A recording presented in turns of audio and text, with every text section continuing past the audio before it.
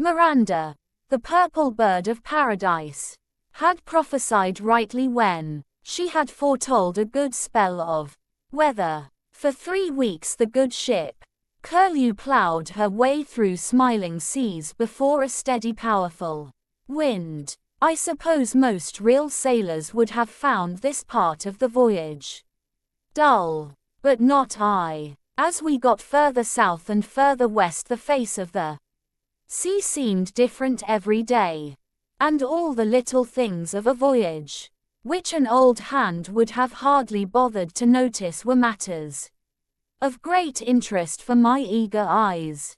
We did not pass many ships.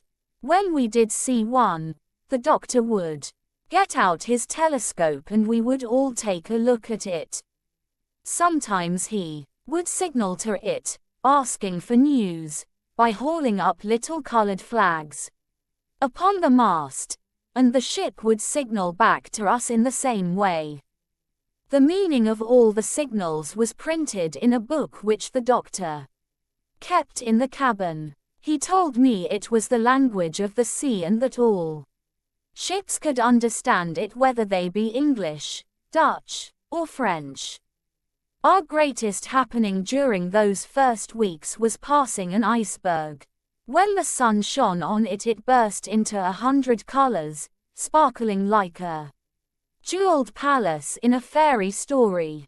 Through the telescope we saw a mother polar bear with a cub sitting on it, watching us. The doctor recognized her as one of the bears who had spoken to him when he was discovering the North Pole. So he sailed the ship up close and offered to take her and her baby onto the Curlew if she wished it. But she only shook her head, thanking him. She said it would be far too hot for the cub on the deck of our ship, with no ice to keep his feet cool. It had been indeed a very hot day, but the nearness of that great mountain of ice made us all turn up our coat collars and shiver with the cold. During those quiet, peaceful days I improved my reading and writing a great deal with the doctor's help. I got on so well that he let me keep the ship's log. This is a big book kept on every ship, a kind of diary, in which the number of miles run, the direction of your course, and everything else that happens is written down. The doctor too, in what spare time he had, was nearly always writing in his notebooks. I used to peep into these sometimes, now that I could read, but I found it hard work to make out the doctor's handwriting. Many of these notebooks seemed to be about sea things. There were 6 thick ones filled full with notes and sketches of different seaweeds, and there were others on sea birds, others on sea worms, others on seashells. They were all some day to be rewritten, printed and bound like regular books. One afternoon we saw, floating around us, great quantities of stuff that looked like dead grass. The doctor told me this was gulf weed. A little further on it became so thick that it covered all the water as far as the eye could reach. It made the Curlew look as though she were moving across a meadow instead of sailing the Atlantic. Crawling about upon this weed, many crabs were to be seen, and the sight of them reminded the doctor of his dream of learning the language of the shellfish. He fished several of these crabs up with a net and put them in his listening tank to see if he could understand them. Among the crabs he also caught a strange-looking, chubby, little fish which he told me was called a silver fidget. After he had listened to the crabs for a while with no success, he put the fidget into the tank and began to listen to that.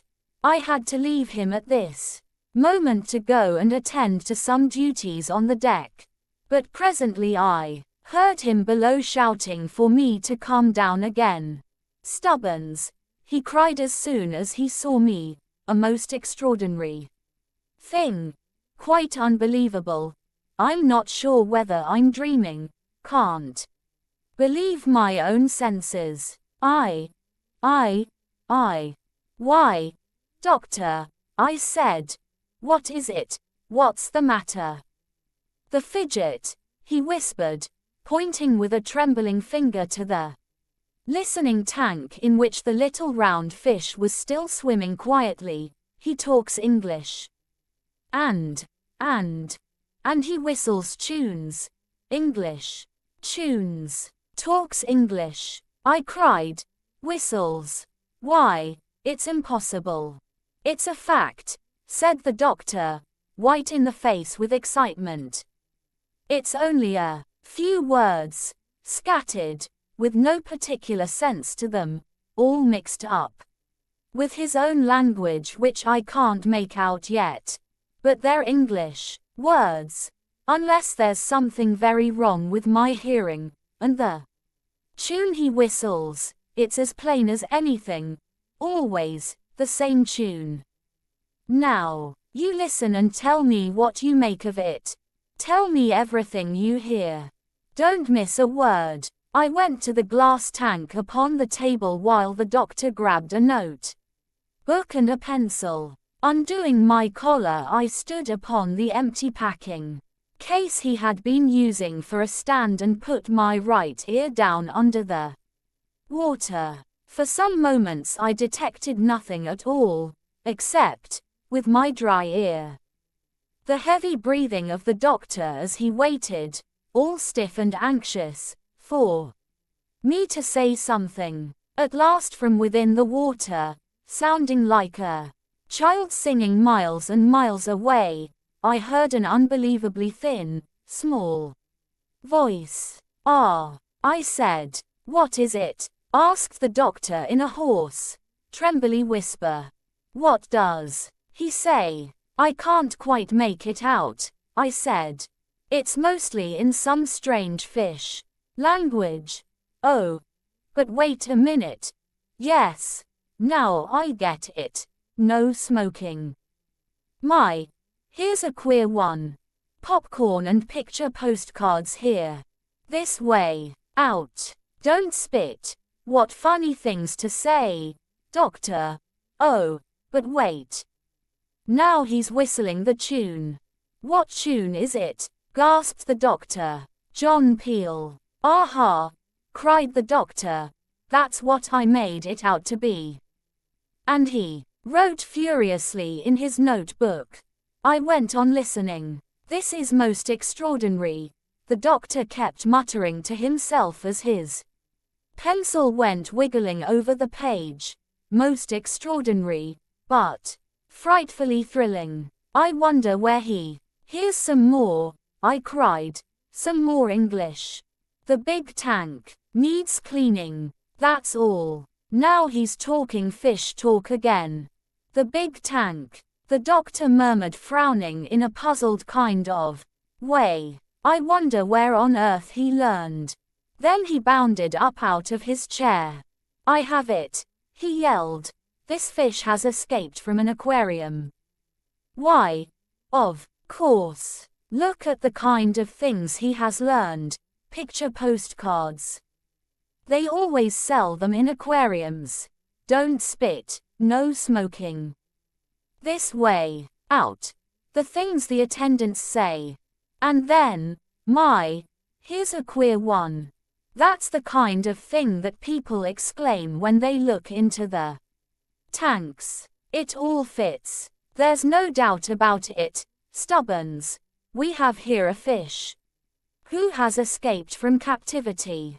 And it's quite possible, not certain, by any means, but quite possible, that I may now, through him, be able to establish communication with the shellfish.